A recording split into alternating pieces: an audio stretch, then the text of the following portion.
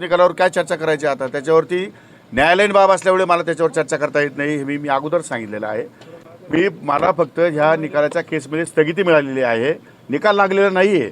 त्यामुळे तुम्ही सारखं निकाल विरोधक आहे तेच बोलतात, आपण मीडिया आहे तेच बोलते. निकाल लागलेला नाही आहे.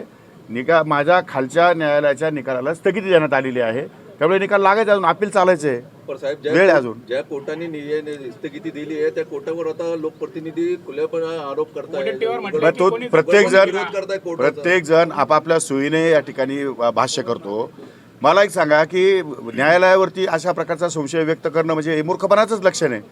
कारण खालच्या न्यायालयाने जर निकाल विरोधात त्या संदर्भात तुम्ही काहीच बोलत नाही, वरच्या न्यायालयाने स्थगिती दिली म्हणून तुम्ही लगेच निगेटिव्ह बोलायला लागले. म्हणजे तुम्ही तुमच्या सोयीचं घेता का? म्हणजे तुम्हाला काहीतरी टीका टिप्पणी करायला मटेरियल पाहिजे म्हणून तुम्ही तो विचार करता का?